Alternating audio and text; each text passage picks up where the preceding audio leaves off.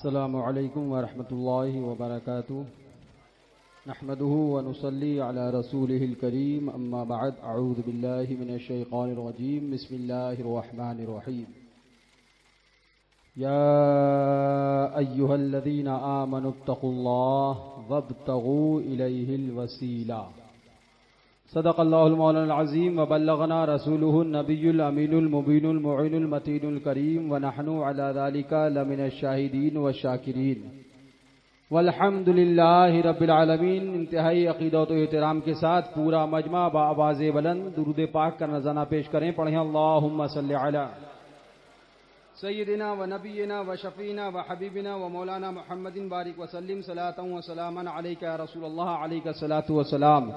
فخر زمین و زمن سرمایہ علم و فن بریلی کے تاجدار، ہم غربائے اہل سنت کے مددگار، مجدد میت ماضیہ مؤید ملت طاہرہ، آیت من آیات اللہ معجزۃ من معجزات رسول اللہ، غواز بحر معرفت سیدنا و سندنا و کنزنا و ذخرنا لیومنا و غدنا، حضور سیدی سرکار اعلی حضرت عظیم المرتبت فاضل بریلوی بڑے پیارے انداز میں ارشاد فرماتے ہیں، اعلی حضرت کا قلم جب نبی کی محبت میں چلتا ہے تو ہندوستان میں پیدا ہونے والے خوش عقیدہ مسلمانوں کو اس انداز میں پیغام دینے لگتا ہے۔ میرے رضا کا قلم جب نبی کے پیار میں اٹھتا ہے تو اس انداز میں ہمیں اور آپ کو عقیدہ دینے لگتا ہے، اس انداز میں ہمیں اور آپ کو طریقہ بتانے لگتا ہے، اس انداز میں ہمیں اور آپ کو راستہ دینے لگتا ہے کہ حشر تک ڈالیں گے ہم پیدائش مولا کی دھوم، حشر تک ڈالیں گے ہم پیدائش مولا کی دھوم، مثل فارس نجد کے قلعے گراتے جائیں گے اور خاک ہو جائیں عدو چل کر مگر ہم تو رضا، ہمیں دم میں جب تک دم ہے ذکر ان کا سناتے جائیں گے۔ اور فرماتے ہیں وسعتیں دی ہیں خدا نے دامن محبوب کو، جرم کھلتے جائیں گے اور وہ چھپاتے جائیں گے۔ زور سے کہہ دو، چند باتیں حوالوں کے ساتھ میں بہت ہے۔ وہابی دیوبندیوں کا بھی آپ نے رس سنا، operation D I S D I کا بھی مکمل ہو گیا، لیکن میں آپ کو بتانا چاہتا ہوں آج آپ یہاں پر آئے، آنے کے بعد میں آپ نے محفل عرس مشاہد ملت میں شرکت کری، اس کے بعد ابھی فاتحہ ہوگی، فاتحہ کے بعد شرینی تقسیم کری جائے گی، فاتحہ ہوگی اس کو بانٹ دیا جائے گا، آپ بھی کھاؤ گے، گھر پہ تبرک بھی لے جاؤ گے۔ ہمارا اہل سنت کا دستور ہے کہ ہم فاتحہ کے بعد تبرک بانٹتے ہیں، لیکن کوئی اسے شرک بھی کہتا ہے نا؟ کون کہتے ہیں جانتے ہو؟ کون کہتے ہیں؟ جلدی جلدی بولو، کون کہتے ہیں؟ بس یہیں رک جاؤ، اٹھاؤ کتاب جس کا نام تذکرۃ الخلیل ہے۔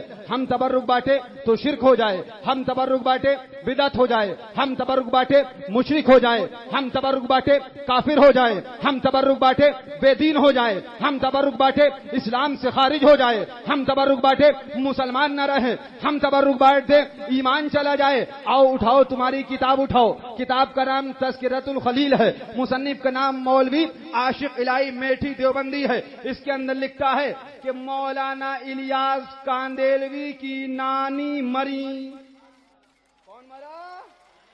ہمیشہ نانی مرتی ہے دیوبندیوں کی، ہمیشہ نانی مرتی ہے، کبھی رضا کے شیر سے، کبھی شیر رضا کے شیر سے، ہمیشہ نانی مرتی ہے۔ لیکن نانی مری 3 سال پہلے بیمار رہیں۔ کتنی سال؟ کائے میں بیمار رہیں، لوز موشن، دنا دن کائے میں بیمار رہیں، 10 پہ 10 لکھا 3 سال بستر پہ بیمار رہیں، اتنی بیمار کہ اٹھ نہ سکے، چل نہ سکے، پخانہ کرنے کے لیے جا نہ سکے، اسی بستر پہ دنا دن پخانے پہ پخانا، پخانے پہ پخانا، پخانے پہ پخانا، تو چل میں آیا، تو چل میں آیا، لگاتار 3 سال بڑھیا نے پخانا کیا، لکھا مر گئی۔ اس کے بعد میں غسل دیا گیا، کفن دیا، لے گئے اس کو گاڑ دیا۔ اب کہتے ہیں لکھتے ہیں جب واپس آئے تو اس کپڑے کے اندر سے، اس چادر کے اندر سے جس پر بڑھیا 3 سال رہی، ہونا تو یہ چاہیے تھا کہ بدبو آتی، بجائے بدبو کے اس میں سے خوشبو آ رہی تھی۔ بہت سائنس نے ترقی کری مگر کوئی ایسا عطر نہ بن سکا کہ جسے پی لو تو پخانے میں خوشبو آ جائے۔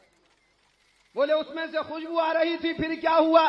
بدبو آئے یا خوشبو آئے وہ تمہاری قسمت میں ہے، تم جانو، ہمیں اس سے مطلب نہیں۔ لیکن ہم تبرک بانٹیں غریب نواز کا تو شرک کا فتویٰ دیا جائے، ہم تبرک بانٹیں صابر پاک کا تو شرک کا فتویٰ دیا جائے، ہم تبرک بانٹیں اولیاء کاملین کا تو شرک کا فتویٰ دیا جائے۔ لکھتے ہیں اس کے اندر سے بدبو کے بجائے خوشبو آ رہی تھی۔ اسی کتاب کے اندر واقعہ لکھا تذکرۃ الخلیل کے اندر، لکھتے ہیں پھر اس کے ٹکڑے کر کے سب کو تبرک بانٹ دیا گیا۔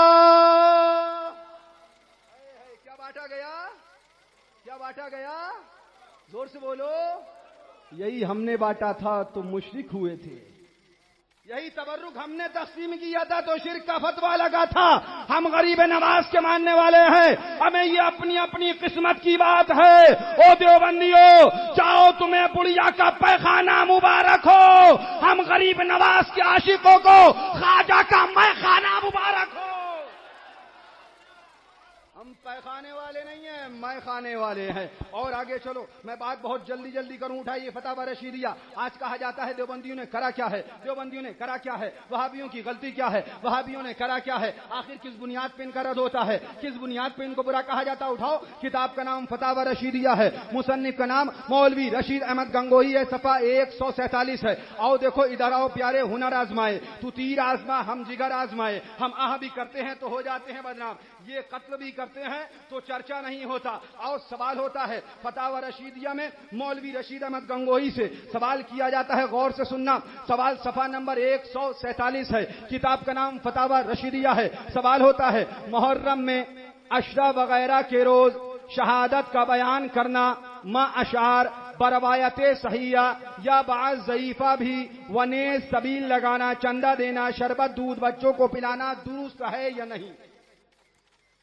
اب آسان لفظوں میں سن لو، محرم میں عشرہ کہتے ہیں 10 تاریخ کو، 10 تاریخ میں اہل سنت امام حسین کے نام پہ لنگر کرتے ہیں، امام حسین کے نام پہ سبیل کرتے ہیں۔ اب سوال کرتا ہے کہ امام حسین کے نام پہ عشرے کے دن روایت صحیحہ کے ساتھ میں ان کا ذکر کرنا، شربت پلانا، سبیل لگانا، شربت میں چندہ دینا، سبیل میں چندے دینا درست ہے یا نہیں؟ اب سنو، جواب سنو۔ اسماعیل جواب فتاوی رشیدیہ میں ہے، مولوی رشید احمد گنگوہی جواب لکھتا ہے، محرم میں ذکر شہادت حسین اگرچہ بروایت صحیحہ ہو یا سبیل لگانا یا شربت پلانا یا چندہ سبیل اور شربت میں دینا یا دودھ پلانا سب نادرست اور تشبہ روافض کی وجہ سے حرام ہے۔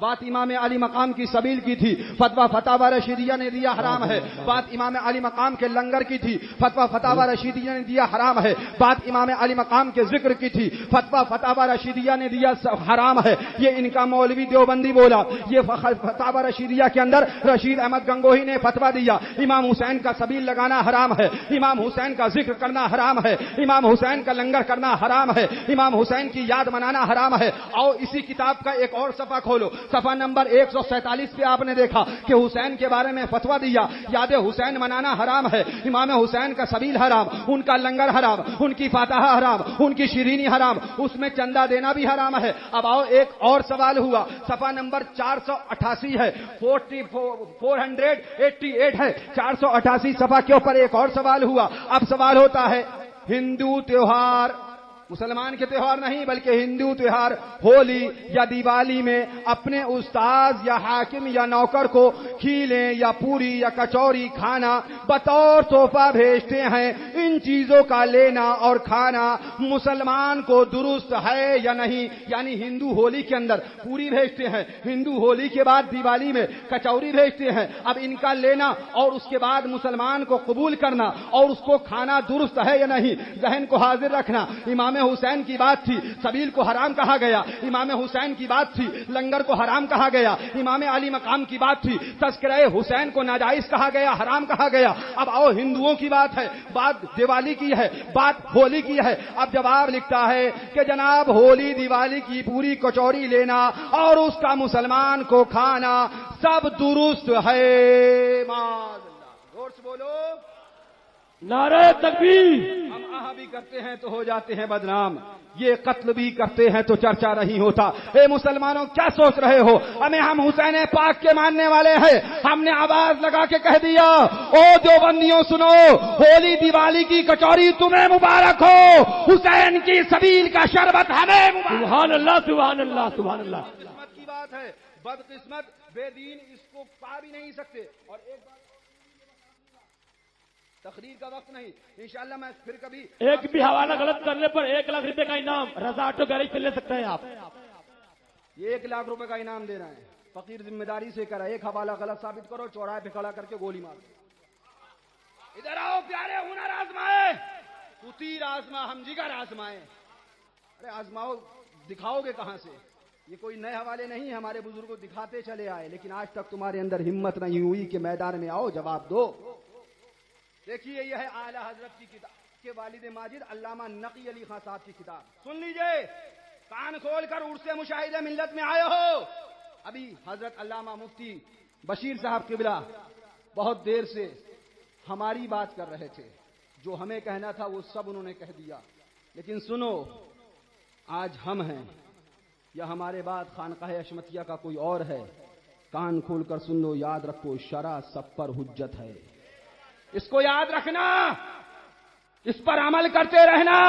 اگر خانقاہ حشمتیہ کا بھی کوئی فرد مسلک اعلی حضرت کے خلاف ہو جائے تو اس کو تو الگ کر دینا، مگر مسلک اعلی حضرت پر عمل کرتے رہنا. یہی حق ہے، یہی سچ ہے، یہی دین. سبحان اللہ سبحان اللہ. بہت اس لیے کہ بڑے باپ کی اولاد ہونا جنت میں نہ لے جائے گا، بہت بڑے عالم کی اولاد ہونا جنت میں نہ لے جائے گا، بہت بڑے عالم کی بیوی ہونا جنت میں لے کے نہ جائے گا. دیکھو کتاب ہے، اپنے بات سے نہیں کہتا، علامہ نقی علی خان صاحب کی کتاب ہے، حضور اعلی حضرت کے والد ماجد ہیں، صفحہ نمبر 83 ہے. بس یہ حوالہ دیکھ لو، اس کے بعد فقیر آپ سے رخصت ہوا. بہت بڑے باپ کی اولاد آدمی کو جنت میں نہ لے جائے گا، بہت بڑے پیر کی اولاد آدمی کو جنت میں نہ لے جائے گا. شرع سب پر حجت ہے، چاہے وہ کوئی ہو، ہم ہو، آپ ہو، اور کوئی ہو، عالم ہو، مفتی ہو، مفکر ہو، علامہ ہو، کوئی ہو، شرع سب پر حجت ہے. اگر شریعت کے دائرے میں آئے گا تو یہ نہیں دیکھا جائے گا کہ یہ پیر ہے، یہ علامہ ہے، یہ کبیر ہے، یہ صغیر ہے، بلکہ شریعت کے قانون کو دیکھا. عالم بعد میں ہے، پیر بعد میں ہے، مفتی بعد میں ہے، مفکر بعد میں ہے، محدث بعد میں ہے، علامہ بعد میں ہے، کبیر بعد میں ہے. شریعت محمدیہ سب سے پہلے، اس کے آگے کوئی نہیں ہے. سنو علامہ نقی علی صاحب کے بس ایک حوالہ سن لو، صفحہ نمبر 83 ہے. ارشاد فرماتے ہیں نوح اور لوط علیہ السلام کی عورتیں جہنم کو جاتی ہیں. سنو کان کھول کے، یہ بات صرف ولی کی نہیں چل رہی ہے، نبی کی چل رہی ہے. نوح اور لوط علیہ السلام کی عورتیں جہنم کو جاتی ہیں. اور پھر مقابلے میں فرمایا اور فرعون کی بیوی بہشت میں آرام فرماتی ہیں. فرعون کی بیوی جنت میں جائے اور نوح اور لوط علیہ السلام کی بیویاں فرماتے ہیں کہ جہنم کو جاتی ہیں. پتہ چل گیا شرع سب پر حجت ہے. کوئی ہو، بڑا ہو، چھوٹا ہو، اپنا ہو، پرایا ہو، ماموں ہو، خالو ہو، رشتہ دار ہو، کوئی ہو، شرع سب پر حجت. آگے ارشاد فرماتے ہیں اور فرعون کی بیوی بہشت میں آرام فرماتی ہیں. ابو جہل جس کی سرکشی اور عناد شورۂ آفاق ہے، اکرما اس کا بیٹا لشکر اسلام کا سردار ہے. ابو جہل کا بیٹا، ابو جہل اتنا بڑا منکر اور اس کا بیٹا لشکر اسلام کا سالار ہے. آگے ارشاد فرماتے ہیں لشکر اسلام کا سالار ہے، سردار ہے. اور ولید بن مغیرہ، اور ولید جس کے 8 عیب خدا نے قرآن میں بیان فرمائے، اتنا بڑا مردود تھا کہ خدا نے اس کے 8 عیب قرآن میں بیان فرمائے. فرماتے ہیں اور ولید جس کے 8 عیب خدا نے قرآن میں بیان فرمائے، خالد اس کا فرزند خدا کی تلوار ہے.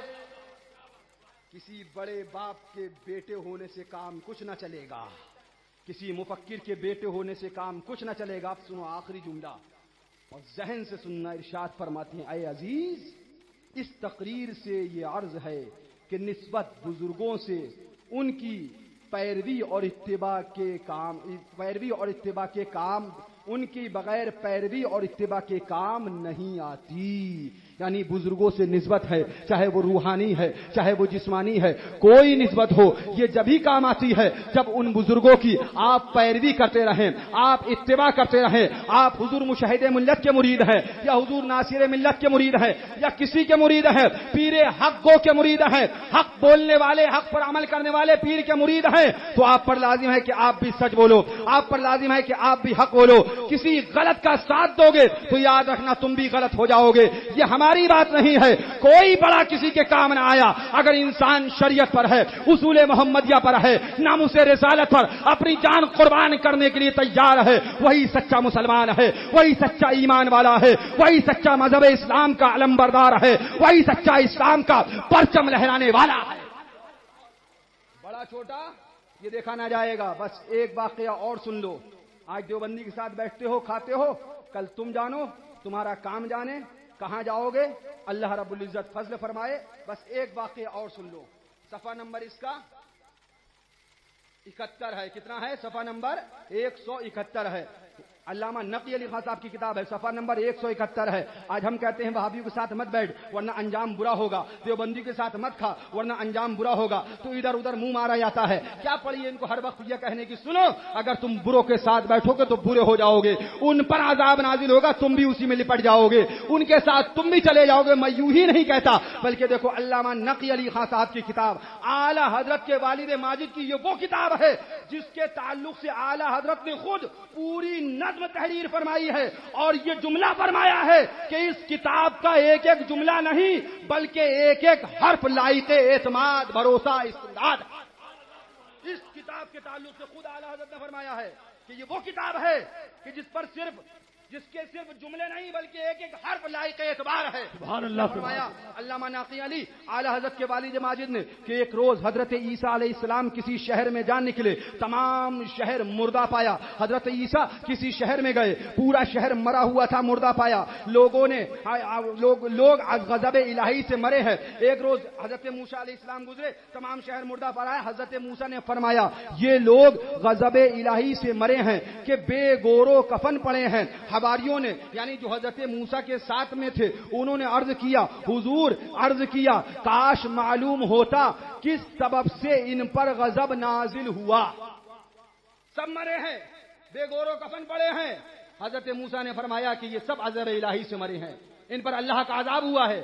آپ کے ساتھیوں نے کہا حضور کاش معلوم ہوتا کہ کس سبب سے ان پر عذاب نازل ہوا. اب سنو، حضرت موسیٰ سے جب کہا کاش معلوم ہوتا کس سبب سے ان پر عذاب ہوا، آپ نے انہیں پکارا. ایک نے جواب دیا لبیک یا روح اللہ. فرمایا تمہارا کیا حال ہوا؟ یعنی حضرت موسیٰ نے پوچھا تم کیوں ہلاک ہوئے؟ عرض کیا ہم سب رات کو آرام سے سوئے اور صبح دوزخ میں داخل ہوئے کہ فاسقوں کی اطاعت کرتے، مرتدوں کی نہیں بلکہ کس کی؟ فاسقوں کی. سنو، لکھتے کہ فاسقوں کی اطاعت کرتے اور دنیا کو دوست رکھتے، جیسے لڑکا ماں کو دوست رکھتا ہے کہ اس کے آنے سے خوش ہوتا ہے اور جانے سے روتا ہے. یہ حال تھا. ان کے ساتھ بیٹھتے ہو، ان کے ساتھ کھاتے ہو، ان کے ساتھ ناشتے کرتے ہو، ہوٹلوں میں چائے پیتے ہو. چائے پینے سے ہم وہابی تھوڑی ہو جائیں گے، برابر میں بیٹھنے سے ہم وہابی تھوڑی ہو جائیں گے. وہابی نہیں ہوگے صلح کلی تو ضرور ہو جاؤ. بے شک بے شک. اور اسی طریقے سے معاذ اللہ، ہزار بار معاذ اللہ، آدمی وہابی ہوتا ہے. پہلے ساتھ میں بیٹھتا ہے، پھر بات دل میں اثر کرتی ہے، پھر ایمان چلا جاتا. سنو ساتھ میں بیٹھنے سے کیا ہوتا ہے. اب سنو، فرمایا کہ یہ لوگ کیوں مرے ہیں؟ تو اس نے جواب دیا کہ ہم صبح سوئے، رات کو آرام سے سوئے، صبح دوزخ میں داخل ہوئے کہ فاسقوں کی اطاعت کرتے اور دنیا کو دوست رکھتے، جیسے لڑکا اپنی ماں کو دوست رکھتا ہے کہ اس کے آنے سے خوش اور جانے سے روتا ہے. فرمایا ان میں سے اوروں نے کیوں نہ کلام کیا، صرف ایک کیوں بولا؟ پورا شہر مرا پڑا تھا، جواب صرف ایک نے دیا، حضرت موسیٰ کا. اب فرمایا حضرت موسیٰ نے تم میں سے سب اتنے پڑے تھے، تو اکیلا کیوں بولا؟ سب کیوں نہ بولے، تنہا تو کیوں بول پایا؟ تجھے اتنی طاقت کہاں سے ملی؟ میرے سوال کا جواب دیا. آپ نے فرمایا ان میں سے اوروں نے کیوں نہ کلام کیا. تو اب اس نے جواب دیا، عرض کیا کہ آگ کی لگام ان کے منہ میں دی ہے، یعنی اور جو ہیں ان کے منہوں میں آگ کی لگام ہے کہ نہیں بول سکتے، آگ کی لگام ان کے منہ میں دی ہے. اب جملہ سننا اور اس کے بعد سوچنا وہابی کے پاس بیٹھنا کیسا ہے، دیوبندی کے پاس بیٹھنا کیسا ہے، کہیں ایسا نہ ہو ان پر عذاب آئے تو تم بھی اسی میں لپٹ جاؤ. بیان کیا کہ ان کے منہ میں آگ کی لگام دی ہے. میں بھی ان کے ساتھ تھا مگر ان میں سے نہ تھا. میں ان کے ساتھ تھا یعنی ان کے ساتھ بیٹھا کرتا تھا، ان کے ساتھ اٹھا کرتا تھا، ان میں سے نہیں تھا، یعنی ان کی طرح فاسق نہیں تھا بلکہ ان کے ساتھ تھا. اور فرمایا کہ